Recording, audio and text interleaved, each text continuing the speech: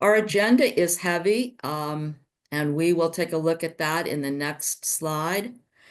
We're going to be talking about change of state treasurer, change of state officers, a very important state officer leadership training plans, collection of members' dues, and some new information about that. Forms 15 and 16, some information about those two forms, dissolution, and added to your agenda, which is not here. Across the glorious river of grass. This is when the nocturnal creatures awaken. A new addition to the agenda, which is not here following dissolution, is a video on 3 new forms that will be introduced to you today. And that video is done by membership specialist Cy Franco Stern. Next slide, please. It's my honor to introduce to you the members of the International Finance Committee. I serve as the chairman. I'm honored to do that. I also serve as the Ohio State Organization treasurer and proudly serve for my second go-around as my chapter treasurer, chapter president, excuse me. I'd like Mary Whitten to please introduce herself. Hello, I'm Mary Whitten. I'm from Maine. I serve as Finance Committee Chair for Maine and for my chapter as well. Thank you, Mary. Dr. Diane Anderson, would you please introduce yourself? Hi, I'm Diane Anderson. I'm the Tennessee State Treasurer. I'm also my chapter president, and I'm very excited to be a member of the International Finance Committee. Thank you, Dr. Diane. Janice, would you introduce yourself, please?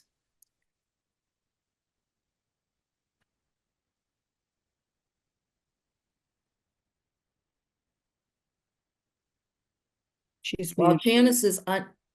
Janice? I'm sorry, I was muted like I was told to do. Well, that's okay, Janice. Now you can. Janice, would you please introduce yourself? Yes, I'm Janice Barr, and I represent the Southwest region on the International Finance Committee.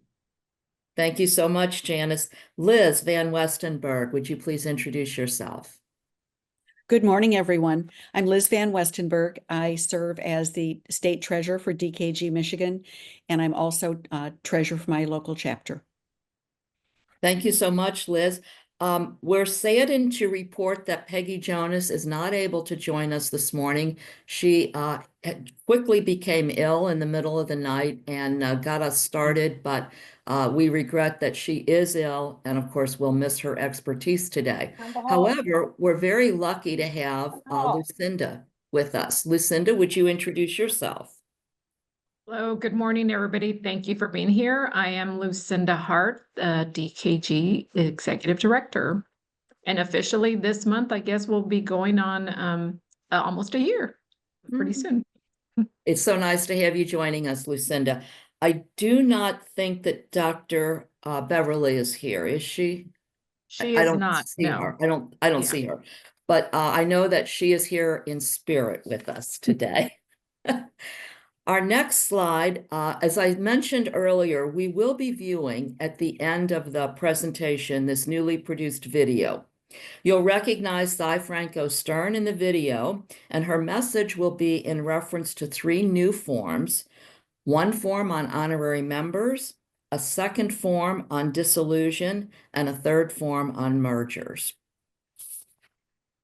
Questions and suggestions, the chat will be monitored by Mary Whitten, and please post your questions as we go along, your comments as we go along, and most importantly, if you have topics for future treasurer talks, please include those as well. Thank you. Change of state treasurer. Liz, I'm going to mute myself, and we'll ask you to take over. All right, thank you. As you notice on the slide, it mentions Form 87. That's an absolutely essential form that you need to use if there is a change in either the state treasurer or a chapter treasurer. That information is essential because of the fact that you want access to the State Connect if you're a state treasurer, or Chapter Connect if you're a chapter treasurer. There's all sorts of information there. There's a dues portal. You can access forms. You can access presentations, rosters, things like that. So you absolutely need that access. And that will not happen until a Form 87 for state treasurers is completed and submitted. Form 87 is available in a couple different places on the website. Maybe the easiest is My DKG Forms Treasurer. And you can find that completed and submitted as indicated on that form. And once that's submitted, you will be given access to State Connect, where you can find all those fabulous bits of information. Next slide, please. Form 110 is a form that you probably have seen. It's used to record and submit the names of state officers. We ask that people in their chapters try to get that Form 110 completed as soon as possible. We like to have it submitted in Michigan, and I'm sure elsewhere, in early May, so that the incoming officers for the state know who everybody is in terms of at the chapter level. But Form 110 can also be listed for state officers. Next one, please. This one's essential. When you think about it, when you change names on paper for state treasurer or for chapter treasurer, there are other things that need to be done for smooth sailing. You need to immediately update signatures on your financial signature cards. Depending on where you bank or what credit union you use, the requirements when you go in to do that may be different. So make sure you make an appointment with your bank, with your financial institution. You probably will need a driver's license or some other proof of ID verifying that you are you. And also a copy of the minutes from your state executive board, a signed copy once the minutes have been approved and signed and filed, so that the financial institution knows that you really truly were elected or selected to be the state treasurer. But be sure to do that as soon as possible so you can move forward in terms of getting accounts settled and accessing those accounts. Next one, please. Along with that, it's absolutely vital that someone other than you, someone other than the state treasurer or the chapter treasurer, knows the passwords, the usernames, and how to access any files that you use on a daily or even periodic basis in your job as treasurer. If you use QuickBooks, for example, you'll need to know how to access the QuickBooks that the previous treasurer was using so you can continue with those files. We don't want a situation where a new chapter or state treasurer has no access to the files because they don't know the password, they don't know where to go to get it. So please make sure that someone other than you, maybe your chapter president, maybe your state president, someone knows the usernames, the passwords, the paperwork that's needed, and where the accounts are located. So if something happens to you, someone else can step in and reach and get access to those accounts. Thank you. Liz, this was absolutely critical information, and thank you so much for that piece of the presentation. New, the way in which we're doing the SALT reimbursement, information about SALT, Janice and Lucinda will kind of jointly do this. Ladies? You might want to take a few notes. On July 29th through the 31st, we'll be at the Sheraton Hotel on Canal Street in New Orleans. And the registration will be coming from Sarah Sanchez. Please note, this will not register you for the international conference. They're two separate things. Attendees must use the DKG room block to be reimbursed. Please book your own hotel room for July 29th and 30th. Meals provided during the registration. It'll be breakfast, lunch, and dinner. Travel plans are your responsibilities. Next slide, please. Registration begins Tuesday, July 29th at 5 p.m. and our first meeting will be at 6 p.m. This meeting also includes dinner, so you need to plan your travel reservations so that you have plenty of time to get to the hotel room and make the meeting by 6 p.m. Wednesday, we will meet all day with all 3 meals provided. Thursday, the training ends midday with breakfast offered on Thursday. We hope you'll register and stay for the international conference July 31st through August 2nd. Make sure you book your own hotel rooms for that event also.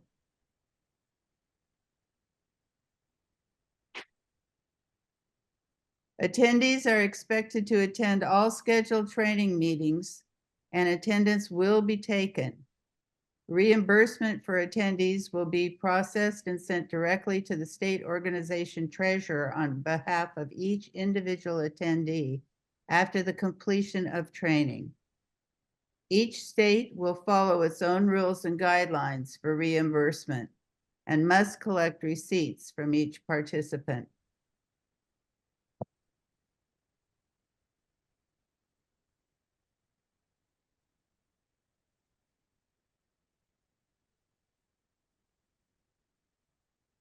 Lucinda, would you like to talk about the reimbursement process?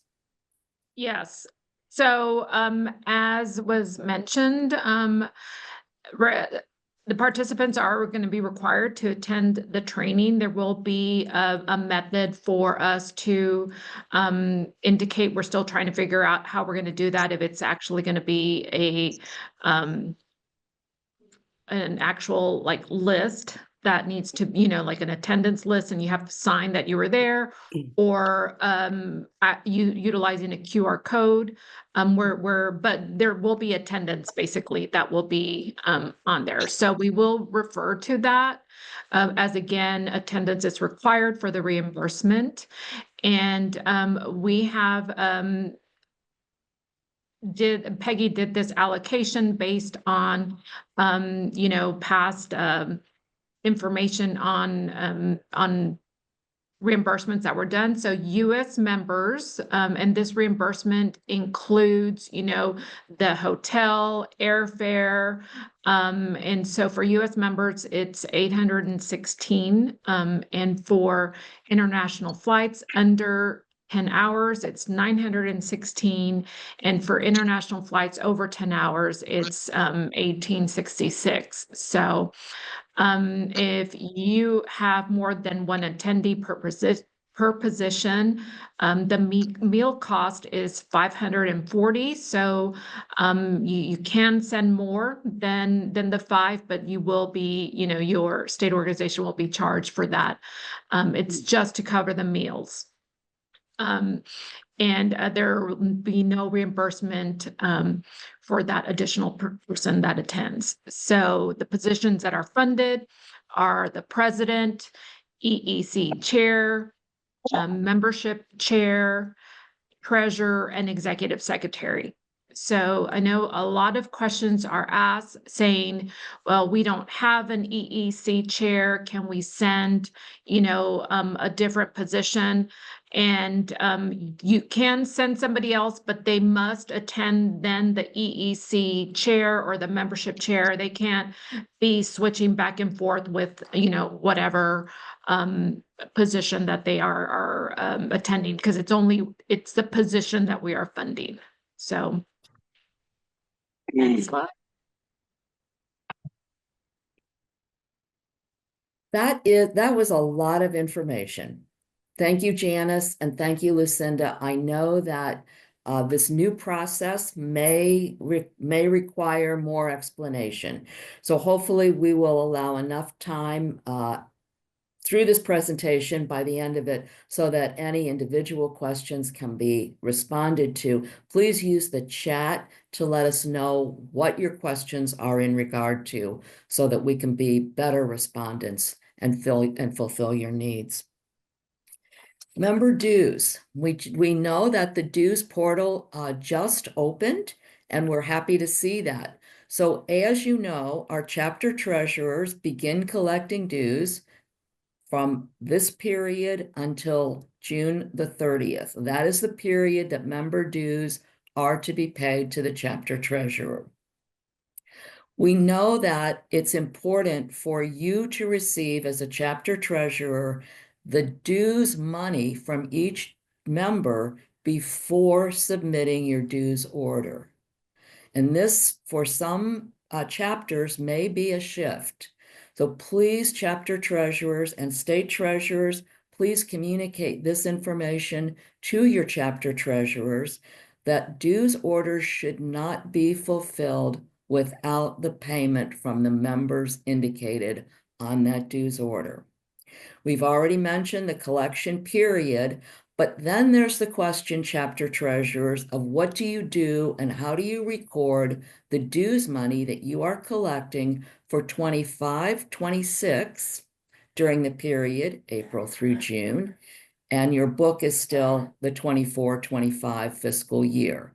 Please keep those dollars separated and do not combine them with the previous year's dues collection, because it will make your records lack transparency and not be authentic. So use another line, keep those dollars in a separate column, but maintain the integrity of the dues that you collect for 25-26 from the dues you previously collected and turned in for 24-25, as we are still in the 24-25 fiscal year. Again, very important. Oh, excuse me, could you go back one more? Excuse me. Yeah, thank you. We are adding, because of some difficulties, to the dues order form, this new information. And it is the reminder to our chapter treasurers that membership dues are non-refundable. Please make certain that the dues order is carefully checked before submitting the dues order. And we appreciate the commitment and the understanding of the chapter treasurer as she does this. So chapter treasurers need to be reminded, no dues refunds once submitted. That's new. Thank you. Go ahead. I'm sorry. Diane That's Anderson, okay. go ahead. That's okay. I'm talking about Form 15 and Form 16, and those are very important reports. Form 15 is done by the chapter treasurers, and it's not very difficult. It is not ready yet. It is supposed to be made available on June 1st.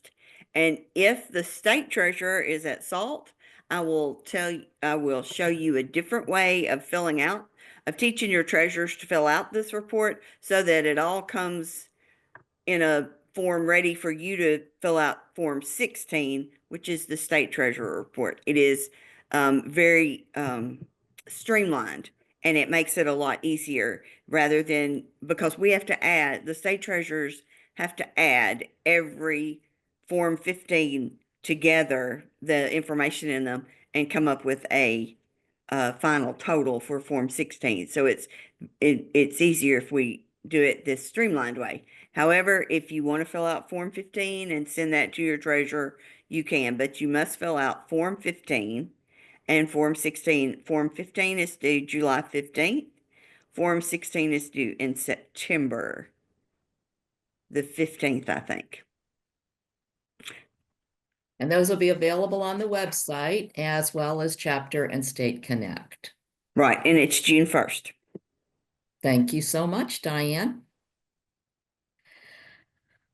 A topic that we have to deal with and don't like it is the fact that we are experiencing chapters dissolving and going through the process of dissolution. It is extremely hard at the state level as well as at the chapter level.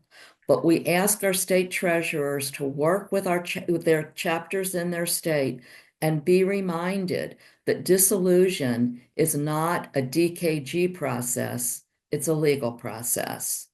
The IRS has provided a 501c6 designation to our chapters, to our state organization, to our international organization. The benefit of that is no federal taxes are due. But then there are also requirements that come with that 5036 designation, and it involves this dissolution process. Here are some steps that must be taken when a chapter determines that it is no longer viable. The first thing that must happen is that state organization the chapter must notify the state organization of their decision to dissolve.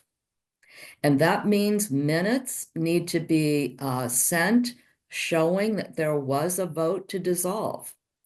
All funds that are held at the chapter level, not some of them, not the ones you would like to, but all funds belong to the parent organization. And in the case of chapters, that would be the state organization. State organizations that dissolve, their parent organization is the international organization. So all funds must be returned to the state organization in the form of a cashier's check from the institution or institutions that hold the funds of the chapter.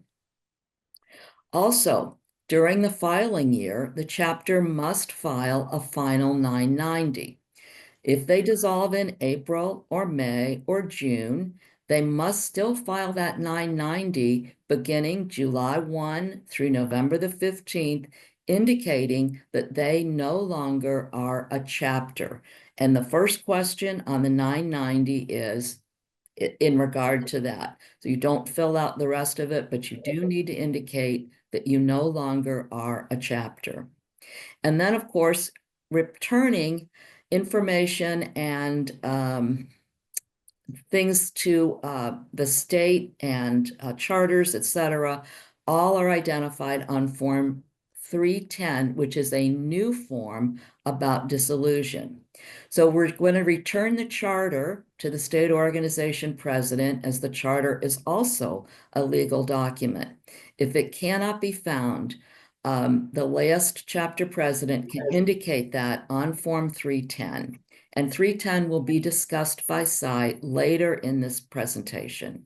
Next slide, please.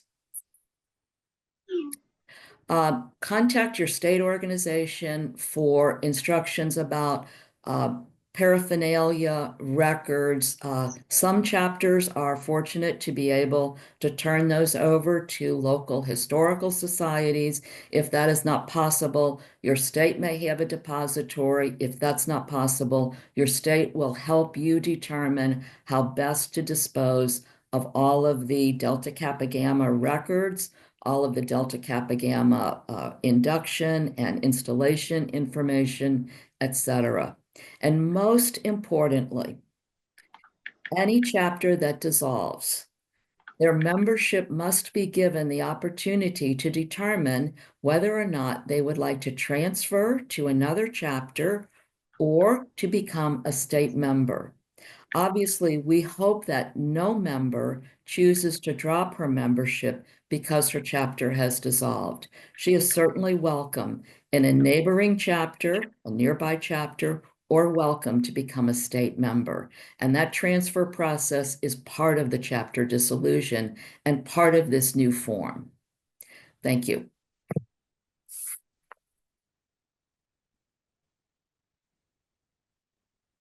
We're going to have the video, I think, before we deal with the questions. If that's available, Dr. Diane, we'd like to see the video about these new forms: honorary members, dissolution, and mergers. There are 3 new forms that will be available to our state and chapter treasurers.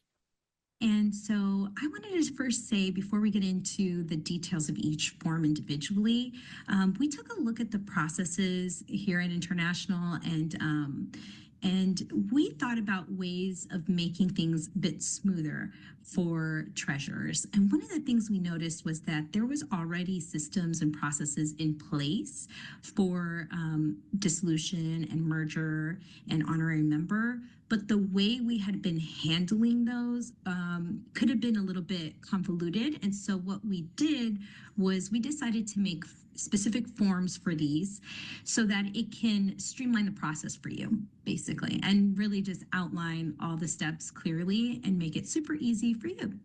And for us, honestly, too, because that way we can process them faster and get you where you need to get going. So I'm going to start today by talking about the honorary member form, and I will share my screen so that you can see what I'm talking about. Honorary member form.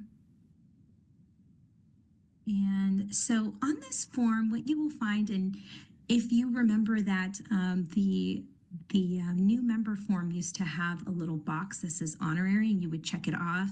And if that was a way that you were using the older form, we've since removed that box. And the reason being is that for us, there is a difference between honorary member and a new member. And the reason is when you onboard a new member, they get billed every year because they're a member and everybody pays dues, and that's how you stay a member. So, but the difference with honorary members is they only pay one-time fee. So what would happen is that treasurers would be inputting the honorary member information themselves, not knowing that that is something that international has to do to ensure that they don't get billed every year.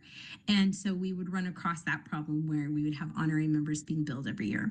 And so in order to avoid that, we've decided to separate the honorary member portion into its own form. And as you will see, I think the most important part of the form is right at the top where it states what the fee is. And the honorary member fee is a one-time fee of $49.50, as you can see bolded at the top where it says, under the instructions. This form and all these new forms are fillable forms, so you can click on them and fill out, type in the information. You are welcome to print it once you are done. Once you're done filling out the fillable part, sign and then scan, and then use that scanned document as an attachment to email to us. However, you can also fill it out this way with a fillable form, and then you can do an electronic signature for those of you who are comfortable with that. And you can find those with Adobe or DocuSign or anything that does an electronic signature. But we do need a signature, and these are fillable forms, so it's easier to type out. And we definitely recommend that because it makes it easier for us to read and much faster to process. And the other thing is that it does have to be an attachment in the email when you send it. If it is embedded into the email body of the email itself, it is very hard for us to process. So you will get a notice asking you to please send it as an attachment. Okay. Now that we are done with Form 86, we can move on to Form 310. Form 310 makes me a little sad because it's about chapter dissolution, but we have to be honest here and say that it does happen, and that sometimes chapters choose to dissolve. Sometimes chapters choose to merge as well, and we will get into that after dissolution. But first, one of the things that becomes a little troublesome with dissolution is people are unclear about what the steps are. So what we've done is we've gone ahead and created a form that has all the steps. And what we are suggesting to states is that they may want to adopt their own version of a checklist or form for the chapter at the chapter level, because you might have specific rules from your bylaws that we may not add. So we went ahead and let you guys do that. But if you scroll down to the bottom, there is a checklist here. This will This will serve as a good starting point if you were to be interested in creating your own checklist or process or form at the state level for chapters. That way you can get your money back or not your money back, but the state can get the money from the chapter that is left over. I think a lot of times chapters don't understand that they have a legal obligation to hand that money over to the state. And especially state by state, I know that it can differ. So we want you to go ahead and look at this list and see if this is something that you might be able to adapt at the state level as well. But let's go back to the top and kind of walk through what this is. And so again, this is a fillable form. You can click on it very easily, fill out the information. This form should be it should be filled out by the state president. And so it says it at the top right there in bold. This report is to be prepared by the state president. A copy of this report is to be emailed to each of the following mem at dkg.org, so the membership department, the international finance director, and the state treasurer when applicable. And so the state officers will report their name, their member ID number, their telephone number, and their email address, just in case we need to get a hold of you to ask you any final questions. You will list the chapter that you are dissolving and the EIN number for that chapter. And then there is a space right here that says state board voted for dissolution of chapter on and which date. As you know, our international rules state that you can only dissolve a chapter if the state has voted on it. So the state must vote to dissolve the chapter. We need that date. That date is very important for us. It's important for the IRS. It's just a legal thing that we have to have. So that's why it's on the form and why it has its own space. You'll see this drop codes box here that states the reasons why people are dropping, and a chance for you to fill out member ID numbers and names and drop codes for those who have decided to drop and not merge or transfer. And then on the second page, we'll see that the chapter officers need to be removed. Their credentials need to be removed. So if that is happening, which if you're not merging, but you're dropping, then you definitely need to have that happen. So we've provided a space for that as well. So all of these things used to be different emails back and forth. Now it's just one form that you fill out when you're ready, and then we handle it when you send it to us.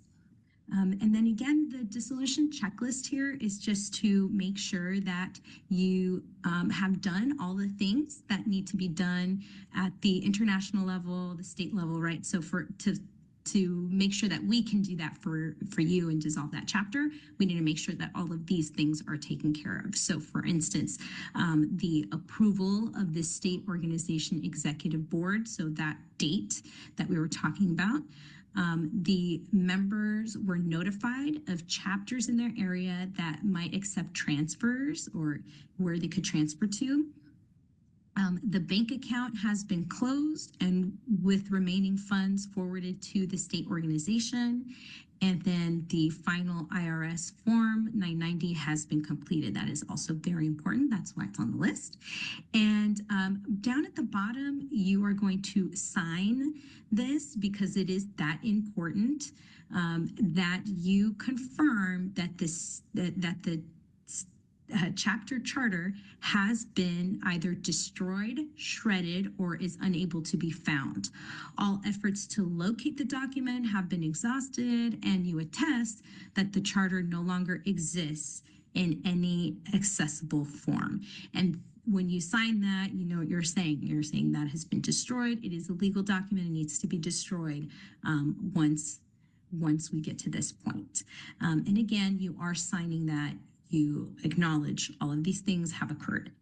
And to make it easy on you, you may want to create something similar for chapters at your level, so that they can have a checklist of things that they need to accomplish in order to be officially dissolved. And you may want to talk to them about their legal obligations as as treasurer of the chapter. They are legally obligated to follow the rules.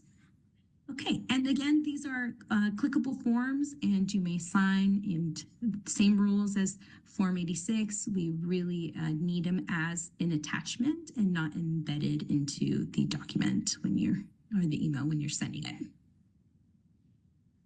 Okay, and for a report of the merger, Form 311.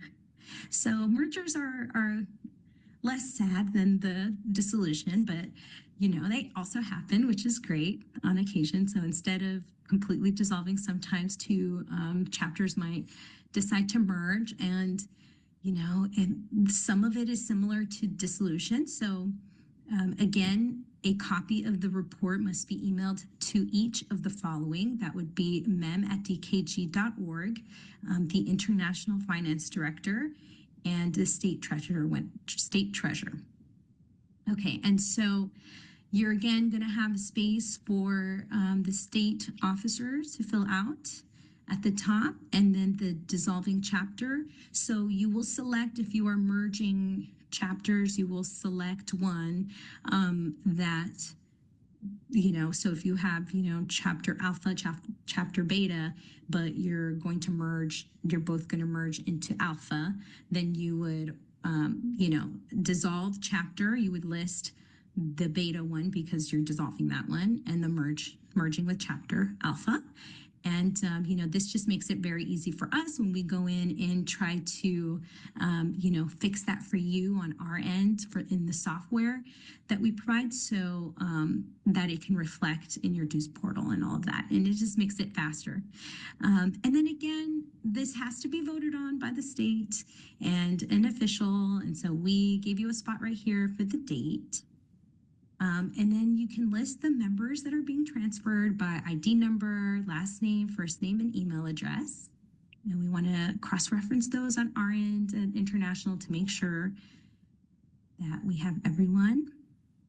And then if you are merging two chapters, that means there are still some chapter officers that will no longer be chapter officers. So go ahead, once that has been decided upon, you want to go ahead and list the ones you want to remove credentials for. And then again, the checklist, has it been approved by the state? Were members notified of their options? Has the bank account been closed? And, the IRS Form 990, very important, has to be completed. And then again, the same options with the signature. And that is it for the forms. I really hope that this was helpful. And if you have any questions, my name is Cy Franco Stern, and my email is cyfranco@dkg.org. Thank you so much for having me today. Are you ready for questions now, Diana? Yes. Okay, so a couple, and some answers have been found in the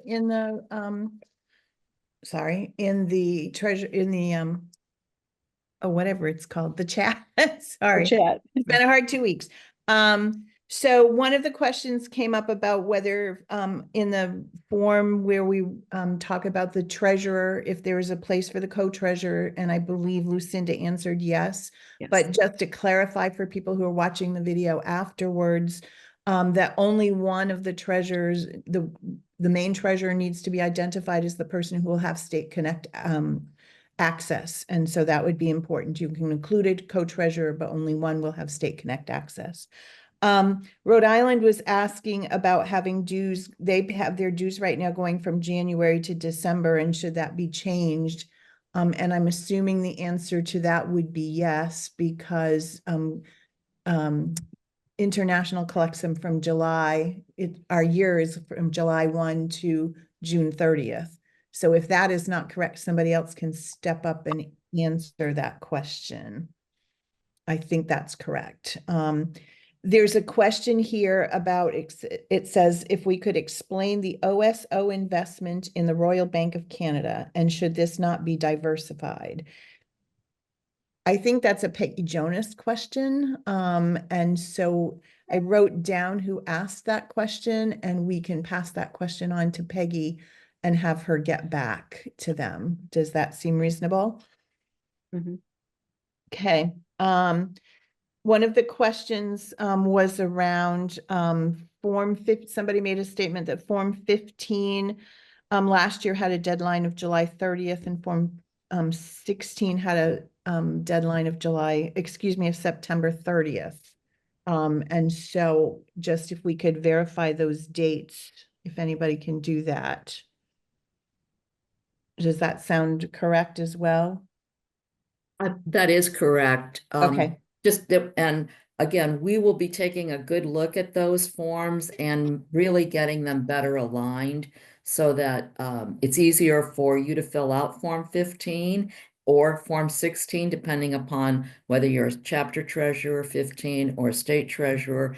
And as Dr. Diane said, she will be providing some information about how to turn Form 15 into a Google form, so that you can collect that data in Google format so that you do not have to manually manage all of the data that is in Form 15. But that is a future opportunity, and more information on that opportunity.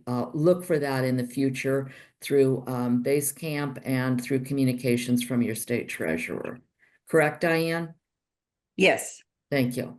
Okay, there was a statement made that if we could add a statement, and I personally don't understand this because I don't do the dues piece, but it said if we could add a statement, dues order form, dues order state, it says ORG fee, and there was a question mark.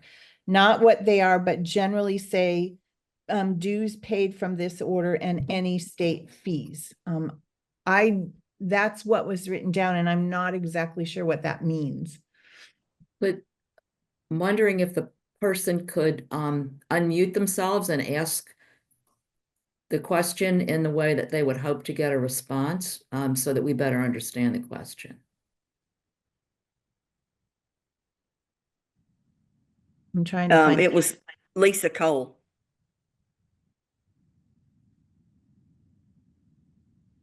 Is Lisa Lisa, still here? could you unmute, and we will do our best to answer your question if you'll restate it. I am unmuted. Can you not hear me? We Yeah, can Now now. we can hear you, Now we can. Lisa. Okay. The question is regarding in Texas, we collect a scholarship fee for the state. And we've created our own state fee form Mhm. that we want our treasurers to utilize when they are calculating what they owe to international and to state. International is clear because it's on the order, but I was wishing that a little statement could be added there that if your state collects fees, be sure you take care of that as well. I mean, just a little short statement, pay dues from this order plus any fees your state might collect or something like that. That's a Lucinda question, because I think that is that's handled at the international level. The dues portal is up and running. It has already been refreshed. I don't know if we can add anything new to the dues portal, even your caveat statement. Lucinda, would you be able to help Lisa with that question? Yeah, I would have to just, I would have to get back and check to see, first of all, what's the limitation on amount of text we can add. And so basically we could research it. I mean, if it could be added, I don't see why, if we make it, just generic enough that it's not, I don't see why we couldn't. But it's a matter of just making sure, I'm not the technology person of the organization, so we just need to make sure that we would be able to, because I don't want to say yes, and then there's, limits on amount of text we can add. So Yeah, listen, and that's correct. I've been asking for this since the dues portal opened. So Yeah. that is the same answer I keep getting, but it sounds like you Sorry. already adding something to verbiage to the order. So I was hoping that while you're already adding the non-refundable statement, that little short statement about state fees could also be added. That's what I was wanting. Okay. Yeah, so if you could just put the statement in the chat, I'm going up to see it, and then we can look into it. So Thank you. mhm. It is in the chat. Okay. And then there have been a couple of people who said they were having trouble finding the link for today. So this would be something we can talk about at our meeting on Monday. So asking if it could be sent in emails, and I just saw one come in toward the end here about let's see if I can find it. What is the DKG rotator? I had difficult time locating the Zoom link today. So can anybody answer what is the DKG rotator? That's on the main page of dkg.org. And there's information today about visionary networks, information about an international conference, information about, I think, International Women's Day pins that are for sale. And then this particular meeting, which is the treasurer's talk, you simply have to either wait for the rotator to come around or click it to advance it. And there was a link on the rotator, a big banner, treasurer's talk, and then a link. We also had that, I believe, in the schedule for state treasurers on Basecamp. So if you clicked today, April the 12th, you should have found the link in the schedule in Basecamp under state treasurers. Now, and then I don't know if we need to send that further or how we might facilitate that. So we will talk about that, but those are the two places that we typically have the link for today's meeting or a treasurer talk. Excuse me, Donna Suka, Bethel Delta. Yes. That flag that runs across is too quick. It took me 4 times before it would accept. For whoever's your person doing the technology, they need to slow it down. Good information. Thank you, Donna. I apologize for the difficulty that you had in logging in. Thank you for joining us today. You're welcome. Okay, so moving on to there were some questions that popped up during, actually, before I do that. So questions popped up about SALT. What happens if people's receipts are not don't add up to the $816? And Lucinda answered that question in there. And I'm going to read it just for the people who might be watching this as a video. It says, if an individual's receipts are below the $816 budgeted amount, how does the state organization report the actual expenses to this was the question. How does the state organization report the actual expenses to international? Each state organization may distribute the $816 as deemed appropriate. If the total expenses are less than $816 allocation, the remaining balance may be used to reimburse other SALT attendees who exceeded their amounts and/or at the state's organization discretion. International will not request the unused portion to be returned. So hopefully that answers that question for a number of people. So moving on to some of the forms, and we may not be able to answer these questions, but certainly can take these questions back to Cy. Somebody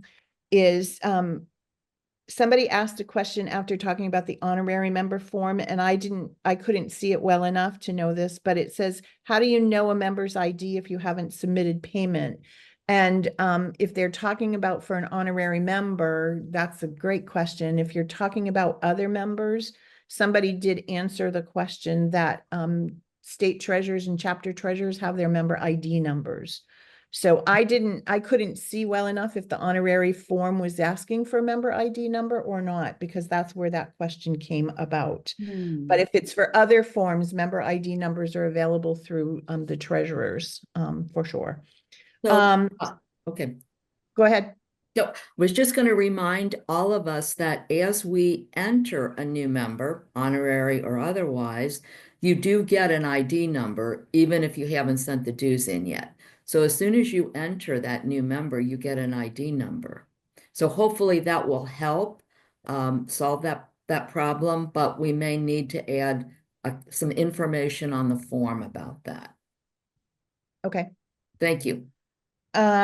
So let's see. So one of the questions came up with the dissolution and stuff about what happens if chapters don't follow the necessary steps despite multiple conversations. So what would be expected for that? This is a good tough question. one. I think this is a tough one. And Lucinda, I know that you're going to jump in on this one.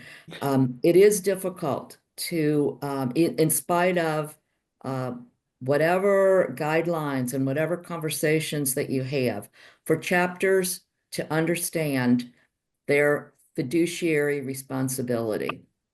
That it is somehow and they own, they own so much of their culture, and they're so saddened about, losing their Delta Kappa Gamma affiliation, that they oftentimes forget that their treasury, the monies that they hold, belong to every member every past member that has been a part of their organization, whether they are current members or not.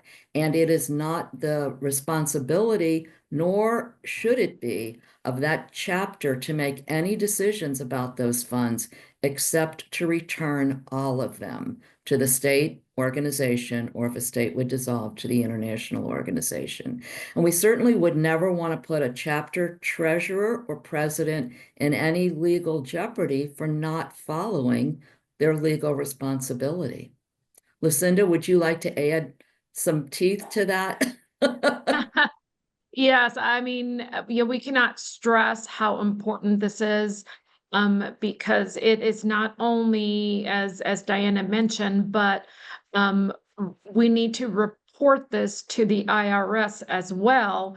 And so, we need to make sure that that we follow that process and we have all this information.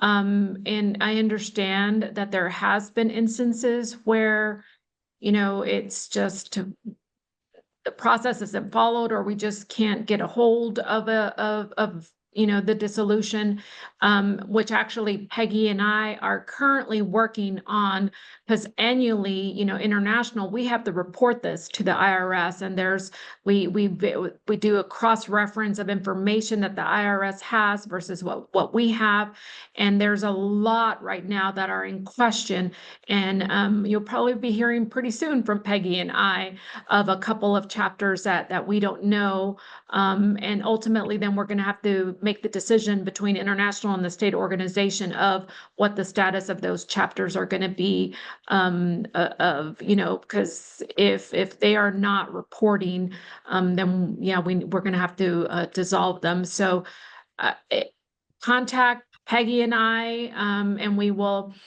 try to assist as well as needed, but we really wanted to to create this form to help us in this process going forward. And yeah, it's really, really important. I just can't stress how important it is. I think doing front end work is better than back end work.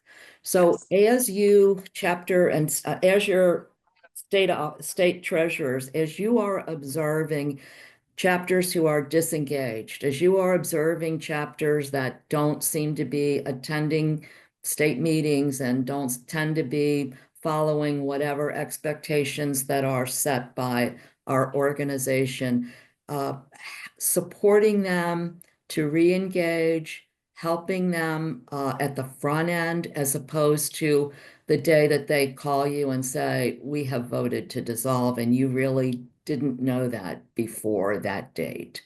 So I think that as much support as we can give to chapters at the state level, and of course, as Peggy said, as Lucinda said, Peggy and Lucinda are available to also assist, but we just have to get on the front end of this and not at the back end. Thank you. So there's a question here about Form 990 completed. At that time, do they indicate no longer in business, or does that Yes. have to happen or does that have to happen the following year? So as I understand it, and I've seen this form, you would indicate no longer in business if your chapter has dissolved or merged, because you are no longer in business. Your EIN number needs to kind of be reported at the IRS level, but your EIN number on the forms for, 310 or 311 would also help Peggy inform the IRS that that EIN number is no longer in use by Delta Kappa Gamma. So the EIN numbers are assigned by the IRS to each chapter and to each state organization.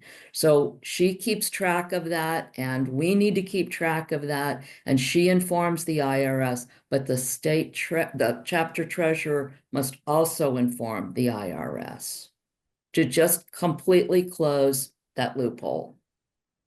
So here's Lucinda, any other thoughts or any other? Okay, thank you. Oh, that's correct. Yes. so it says, do transfer forms also need to be submitted for transferring members when chapters merge? That's an excellent question. And since this form has been developed, in the past, we always did use the transfer form to move a member from one chapter to another. It seems to me that this form may eliminate each person completing a transfer form. But again, Lucinda, I defer because this is all new and we haven't had experience yet with it. Am I correct in that once the form 311 is completed or 310 is completed, that suffices as transfer? We will support that transfer then? We can confirm with the SI, but I believe so because you're indicating that, the chapter is merging, with the other one. And so that includes that the members are moving, but let's just confirm with SI to make sure and we can answer that. And then communicate back with our Yes. our members. All right. Great. If someone's coming to SALT that is not the actual state treasurer, should they have access to the portal and then be removed after training back to the state treasurer? I'm glad that's a great question, and I'm glad it was asked.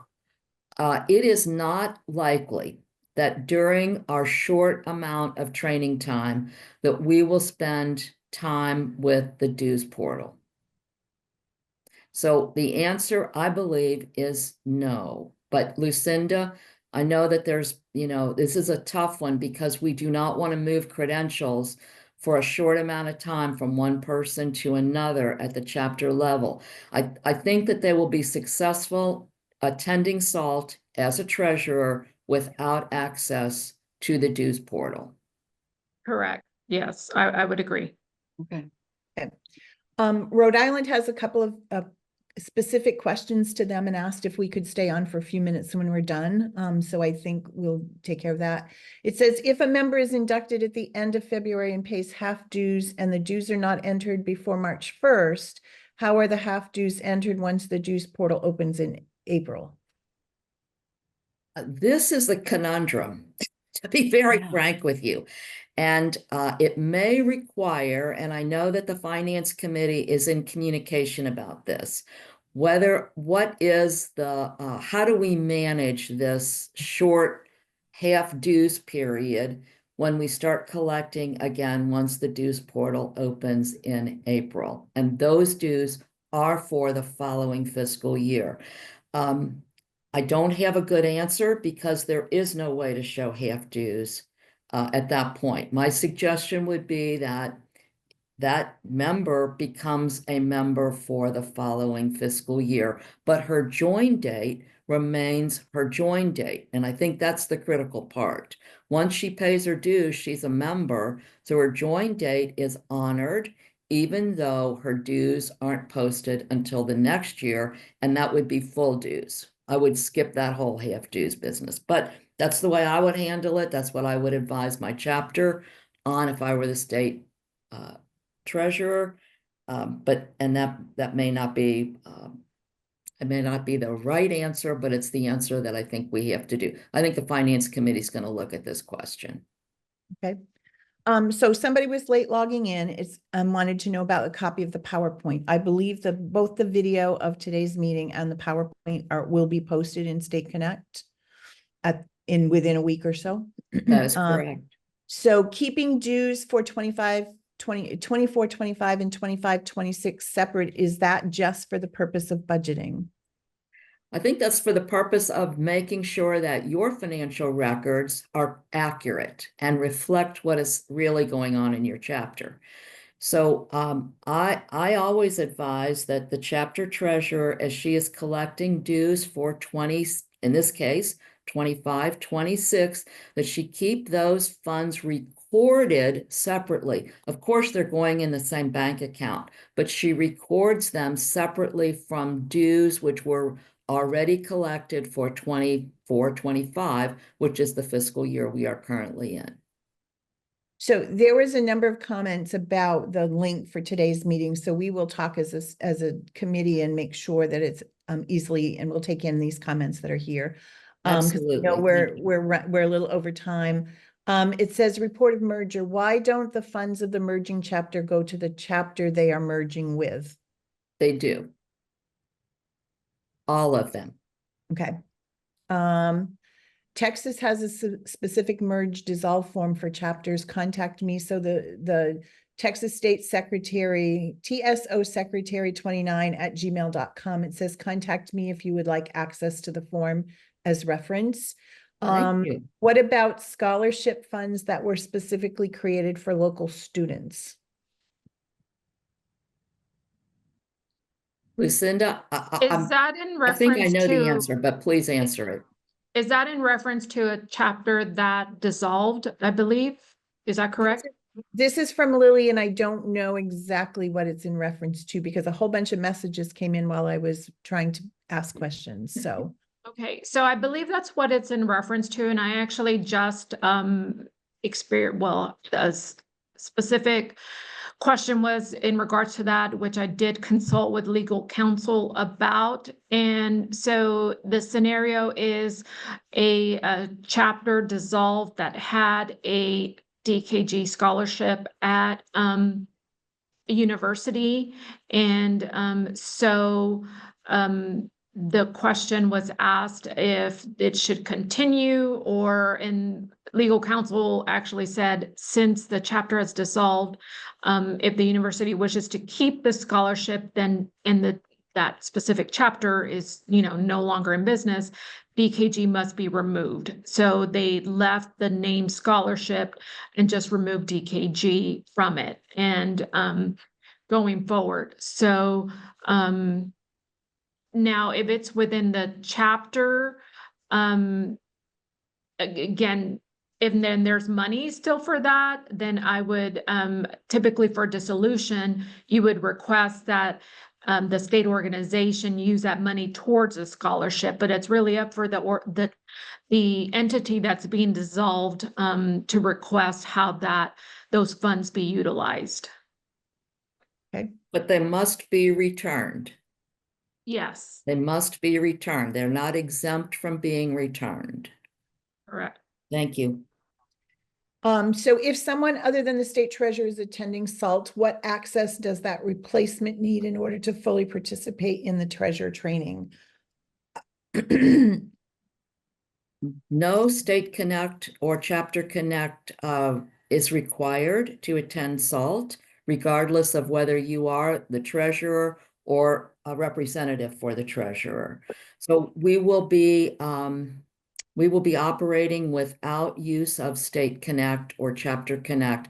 Our slides, our presentation refers to it, but you are not required to be logged in or to access it in order to benefit from the training. As state treasurer, can I complete the 990N for a dissolved chapter and check off no longer in business? You may do that. The begin date for 990N is July 1, midnight, November 15th. So July 1 through November 15th, you can file. for a dissolved chapter if you wish. Okay, I've already talked about the video and PowerPoint being posted. Lily said, yes, it was a dissolved chapter. And the question, last question, I believe, is what hotel expenses are covered for SALT for the 5 attending? And I believe it's half of a room fare for 2 nights. Am I correct? Correct. So I believe that's, oh, there is one other. Somebody says they have a computer that does not have the capability of editing PDFs. Can the docs for the forms be provided? Can the forms be provided as docs also? It's my understanding they're fillable. You don't have to edit it. If somebody else wants to respond to that from a I technology. think they would have to print them, because when they're wanting to sign them, even though they're fillable, you can't, I mean, you can't sign with your finger. It's very hard, or your mouse. It's very hard. So you could print them after you fill them out, then sign it and then scan it and send it back as a PDF. But they probably don't want it as a doc because it's way too changeable Yeah. when you have it as a document. So for that reason, you would want, but you could just print it after it's filled out, sign it, scan it, even take a picture of it and scan it and attach it. Thank you, Diane. That's great advice. And that is the last of the questions. I believe I got them all.